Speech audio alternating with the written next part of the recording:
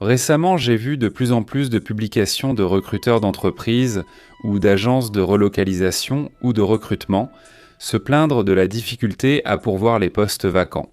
Et dans ces commentaires, on voit que les plus jeunes, la génération Z, refusent la forme traditionnelle de travail. Ils ne veulent pas de salaire misérable pour travailler.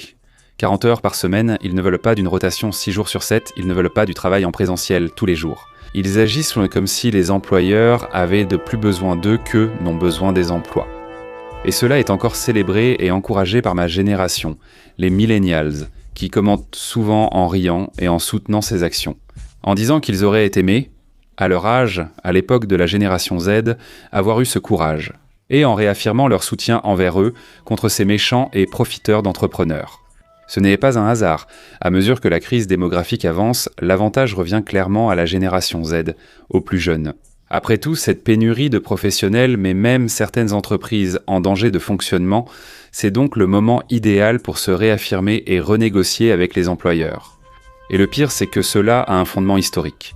L'un des effets de la peste noire a été le renforcement des classes les plus basses face aux classes nobles. Les seigneurs féodaux, face à la pénurie de roturiers pour la main-d'œuvre dans la production alimentaire sur leur fief, causée par l'énorme mortalité de la peste, ont dû renoncer à de nombreuses options, à certains avantages et à quelques impôts. Ils ont aussi accepté plusieurs concessions pour attirer plus de roturiers et ne pas perdre ceux déjà présents. Pour d'autres seigneurs féodaux, ces concessions sont finalement devenues un avantage économique qui, au fil des siècles, a évolué vers l'ascension de la bourgeoisie, laquelle allait éroder le pouvoir féodal pendant la Renaissance. Lors de la peste noire, le travailleur a gagné du pouvoir parce que le système ne pouvait pas fonctionner sans lui. L'équation était simple. Cette pénurie démographique de jeunes poussait les salaires à la hausse et ouvrait la voie à des avantages. Cela se reproduirait à d'autres périodes, comme lors de la reconstruction après la Seconde Guerre mondiale. Donc c'est clair, c'est le moment idéal pour les jeunes. Faire pression sur les entreprises pour plus de concessions, sinon les laisser faire faillite. D'accord ? Mais je suis désolé génération Z, mais cette fois, vous avez deux problèmes. Le premier, c'est que le vieillissement et la faible natalité étaient hors des choses prévues. Cela se produit plus rapidement que prévu, mais c'était quand même quelque chose de prévu. De plus, nous avons maintenant une lecture historique pour savoir ce qui se passe face à ces événements. Et deuxièmement, bienvenue dans le monde de l'intelligence artificielle. Ou, si tu n'es pas le meilleur, désolé, mais tu n'as aucune condition pour négocier quoi que ce soit. Parce que c'est justement toi le maillon dispensable, et non ta jeunesse. Nous allons voir cela plus en détail dans la vidéo d'aujourd'hui. Je m'appelle Déléon Peïta et voici la chaîne Géopolitique Mondiale.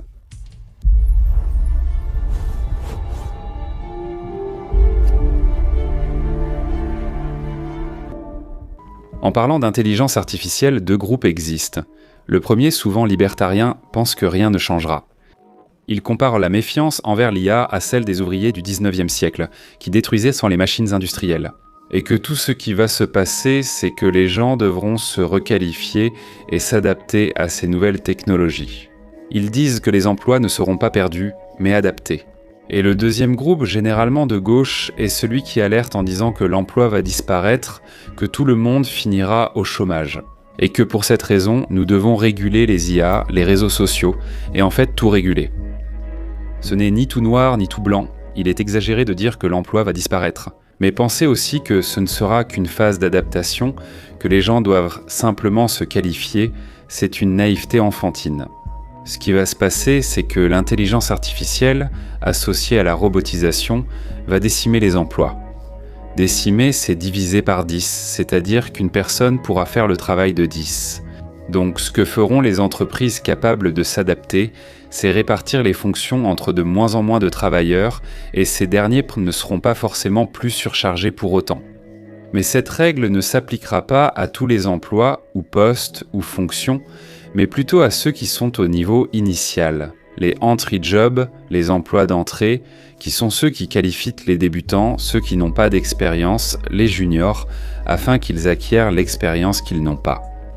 Celui qui maîtrise la technique a de l'expérience, une connaissance approfondie, une bonne réputation, et il est déjà bien positionné sur le marché pour pouvoir être encore plus valorisé par l'IA. Autrement dit, ce sont justement les emplois que la génération Z refuse. Ils disparaissent peu à peu, car ils sont plus faciles à remplacer. Remplacé par l'intelligence artificielle et les robots, ce phénomène va s'amplifier et s'accentuer dans les années à venir. Un exemple de cela, ce sont les caisses automatiques dans les supermarchés, face à la pénurie massive de main-d'œuvre, et avec des jeunes indignés d'accepter des salaires de misère pour des emplois qui ne demandent pas de haute qualification et qui ne veulent pas être des esclaves. Les supermarchés ont donc décidé d'investir dans les caisses automatiques, où 1 ou 2 personnes, en surveillant les achats, peuvent se contrôler 10 ou 20 caisses automatiques sans problème. Et ceci n'est que la surface d'un océan. En avant. Une étude d'une entreprise relocalisant des professionnels aux États-Unis montre que la génération Z perçoit moins bien le marché du travail, et un mouvement accéléré de remplacement des fonctions initiales par l'intelligence artificielle. Environ 60% des gestionnaires affirment avoir des réticences à embaucher des jeunes de la génération Z et 12% vont jusqu'à considérer le travailleur moyen de cette génération comme pratiquement inemployable. Pour 18% des personnes interrogées, leur présence a déjà eu un impact négatif direct, y compris sur la productivité des entreprises. Les principales critiques sont généralement au nombre de 3. Le manque d'éthique professionnelle, la perception d'un comportement excessivement revendicateur et des difficultés de professionnalisme. Le résultat est un virage vers l'utilisation de l'IA comme substitut direct des travailleurs en début de carrière. 41% des employeurs considèrent déjà l'IA comme plus fiable que les employés de la génération Z, mettant en avant une plus grande rapidité, une meilleure constance et même un taux d'erreur inférieur. De plus, 29% des entreprises ont déjà remplacé des postes débutants par l'intelligence artificielle. Et ce n'est que le début, car 68% d'entre eux pensent que, dans les 5 prochaines années, il y aura moins besoin d'employés pour les postes de débutants. Parce que, à mesure que l'IA générative devient plus sophistiquée, ses effets ne feront qu'augmenter. Les preuves les plus récentes indiquent une pression négative sur les salaires et la demande pour les postes de débutants, surtout dans les entreprises qui ont la capacité d'utiliser davantage l'IA.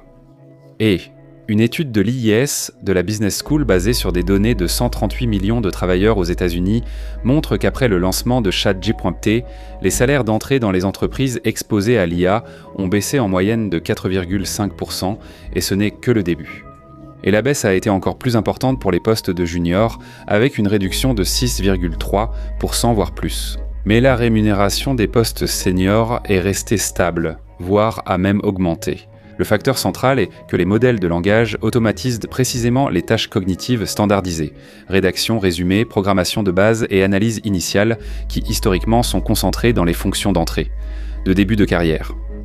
Dans de nombreuses professions, le travail de base en début de carrière est la phase où l'on apprend le métier ou les connaissances nécessaires pour d'autres professions. Mais avec la réduction ou l'automatisation de ces fonctions, il existe un risque structurel de pénurie future de professionnels expérimentés. Les données elles-mêmes montrent que, dans les entreprises exposées à l'IA, les niveaux moyens de scolarité exigés pour les postes juniors et intermédiaires ont diminué au fil du temps, tandis que ceux requis pour les postes seniors sont restés pratiquement inchangés. Le résultat global est un marché du travail plus polarisé, avec moins d'opportunités d'apprentissage, une pression accrue sur les salaires en début et en milieu de carrière, et une valorisation croissante des fonctions stratégiques et de la connaissance de soi. Autrement dit, exiger de meilleures conditions de travail et avoir un pouvoir de négociation. C'est pourquoi cela n'aura d'effet que si vous avez une connaissance largement supérieure dans ce domaine, si vous avez une grande expérience et si vous jouissez d'une bonne réputation. Avant que vous ne disiez que je parle trop des États-Unis, parlons plutôt du Brésil, paradis des avocats en droit du travail, qui trouvent toujours un moyen d'extorquer les employeurs. Parce qu'ici, en réalité, l'impact à tout pourrait être encore plus grand. Une étude de la Confédération nationale des dirigeants commerçants et du commerce de détail mentionne que 37% des gestionnaires brésiliens affirment préférer investir dans des outils d'intelligence artificielle plutôt que d'embaucher de la main-d'œuvre fraîchement diplômée. Cela dans un pays où décrocher son premier emploi était déjà difficile. Où près de 4 chefs sur 10 disent qu'ils préfèrent payer pour un logiciel plutôt que de se donner la peine de former un junior et ensuite risquer de finir par avoir un procès au prud'homme. C'est pourquoi une analyse de Forbes Brésil, basée sur des données du cabinet de conseil FIAP, souligne qu'un spécialiste cité a déclaré qu'un stagiaire n'a pas de bagages. Et il a appris juste quelques notions à l'université. En revanche, l'intelligence artificielle dispose de beaucoup plus d'informations pour fournir immédiatement de meilleurs résultats. Ainsi, tandis que les millénials déjà en place sur le marché rient et encourage la génération Z à continuer de refuser des emplois, le marché s'adapte et façonne le marché du travail pour la génération Z. C'est une sorte de jeu des chaises musicales où la musique est sur le point de s'arrêter et ceux qui s'assoient y sont assis et ceux qui ne s'assoient pas quand la musique s'arrête. Ils resteront sans ces emplois d'entrée et par conséquent sans expérience. Ce que nous voyons, c'est la loi de Darwin appliquée à l'échelle planétaire qui va impacter la configuration civilisationnelle de l'humanité. Nous verrons dans les prochaines décennies une division brutale dans les sociétés, quel que soit le pays. Ceux qui sont travailleurs, curieux, concentrés, disciplinés vont connaître un énorme progrès cognitif et intellectuel avec l'expansion de l'intelligence artificielle.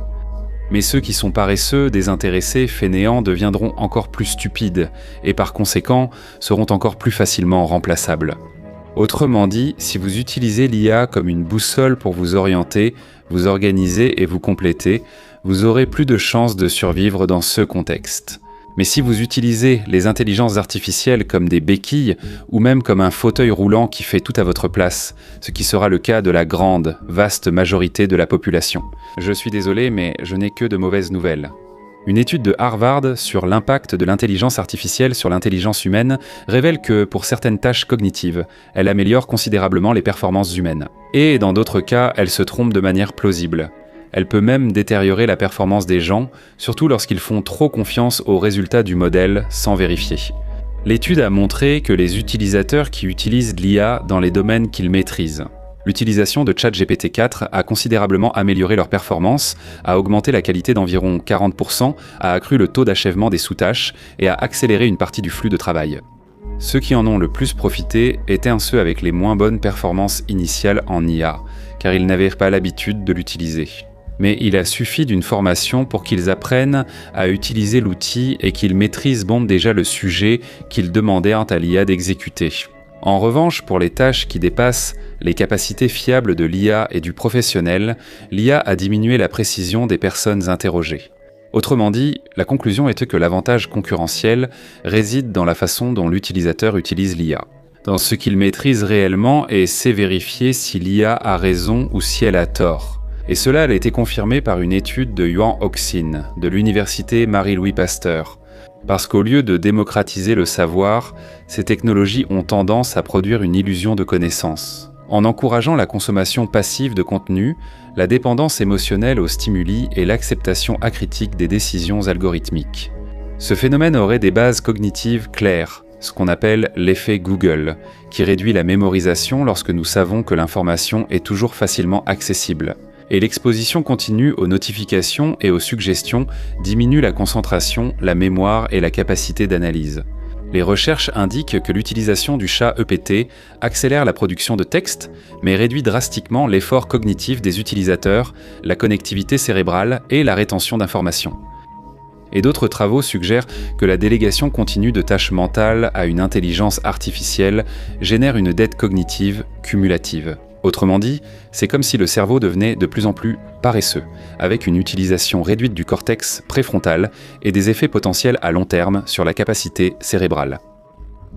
Psychologiquement, l'IA favorise la dépendance. C'est comme si la personne se disait « Si l'IA pense à ma place, pourquoi devrais-je réfléchir ?» Cela peut même mener à un isolement social et à des sentiments d'humiliation face à l'efficacité de la machine. La question n'est pas de rejeter la technologie, mais d'en faire un usage discipliné. Il faut continuer à exercer activement la mémoire, l'écriture et la création sans intelligence artificielle. Et en remettant systématiquement en question les réponses générées, en acceptant la complexité de la réalité et en confrontant ces idées avec d'autres personnes bien informées.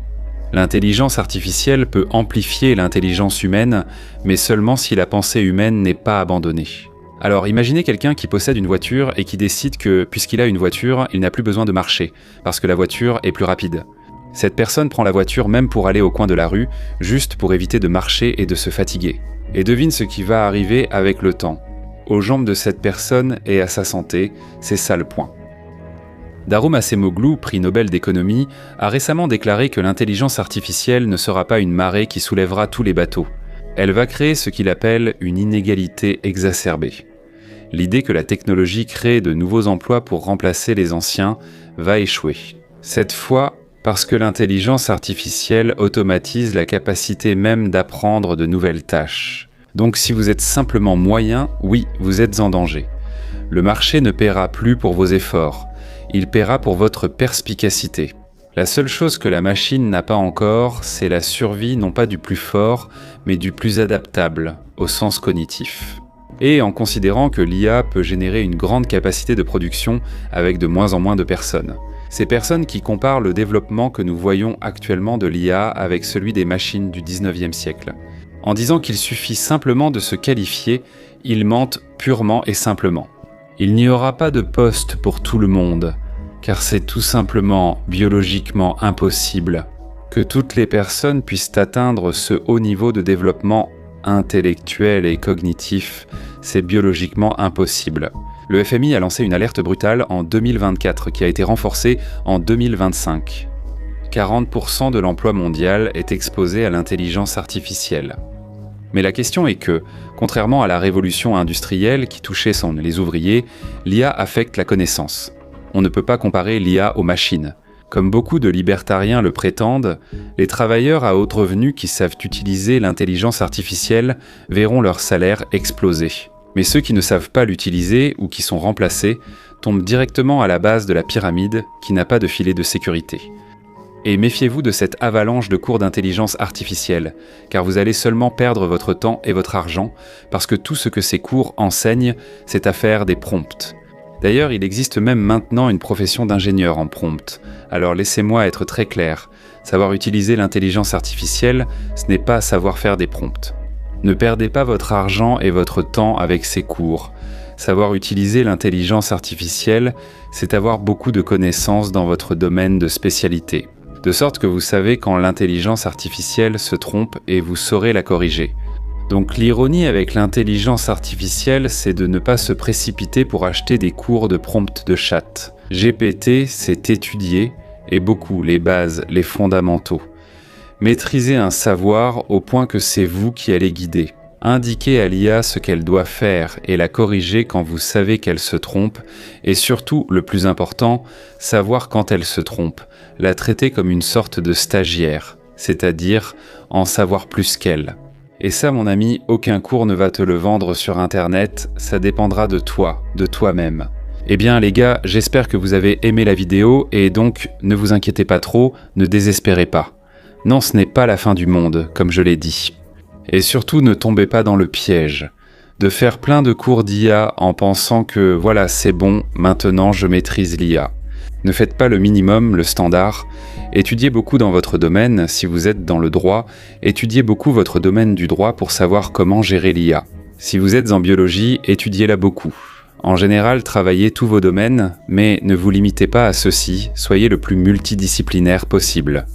Cette question de la multidisciplinarité sera très importante à l'avenir. Bien sûr, il y aura un domaine que vous maîtriserez davantage, mais il est important de savoir dialoguer entre votre domaine et d'autres domaines, pour ne pas devenir la victime d'une IA qui va halluciner et vous tromper. Mais il y a une autre chose qui est très importante. Si vous êtes très inquiet à propos de l'IA, laissez-moi vous dire quelque chose. Ne soyez pas si inquiet. Vous savez pourquoi ? Parce que vous suivez la chaîne Géopolitique Mondiale. Et ici, je dois vous dire la vérité. Ce n'est pas pour faire de la lèche, non, ce qui se passe, c'est Géopolitique Mondiale. C'est une chaîne comme ça, soyons honnêtes. C'est une chaîne ennuyeuse. Ce n'est pas une chaîne sympa, ce n'est pas une chaîne amusante. Le fait que tu sois ici à regarder ce genre de vidéos qui durent autant de minutes, avec des discussions approfondies, longues, compliquées, ça éloigne la grande majorité des gens. Et pourtant, tu restes ici du début à la fin, ça te place déjà à un autre niveau qui est celui dont j'ai parlé.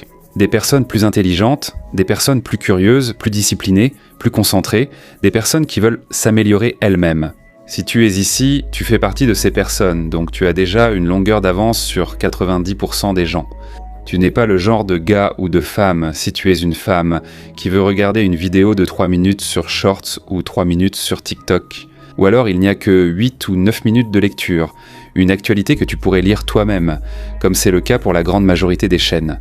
Tu veux quelque chose de bien plus profond, donc cette question de s'améliorer soi-même, d'avoir un objectif, d'être curieux, d'être intelligent, de vouloir acquérir plus de connaissances. Tu as déjà ça en toi, alors remarque encore une fois, tu as déjà un avantage par rapport à la majorité des gens. C'est déjà un début. Tu es sur la géopolitique mondiale, pas sur ces chaînes qui résument la Seconde Guerre mondiale en 5 minutes. Tu progresses, tu es donc sur la bonne voie. Encore une fois, la chaîne géopolitique mondiale n'est pas faite pour la majorité. Je sais que beaucoup d'entre vous aiment ça, certains diront même « Daniel, je trouve ça cool, tant mieux, ça me fait plaisir ». Soyons honnêtes, la plupart trouvent la chaîne ennuyeuse car ce sont encore des discussions longues et denses. Ça surcharge le cerveau du petit gars ordinaire, il n'arrive pas à suivre, mais toi, ici, tu supportes ce genre de sujet et tu en veux même plus. Regarde donc, t'as déjà cette différence avec toi, d'accord? Alors je suis sûr que tu vas réussir à passer cette phase de transition. Ce ne sera facile pour personne, mais tu as déjà du potentiel, d'accord? Merci beaucoup les gars, j'espère que ça vous a plu. N'oublie pas de t'abonner si tu n'es pas encore abonné et de partager si tu ne l'as pas encore fait. Pour aider la chaîne géopolitique à continuer de grandir, d'accord les amis, merci beaucoup, à bientôt. Pense à devenir membre pour que la chaîne géopolitique mondiale puisse continuer d'exister aussi. Cela garantit encore plus.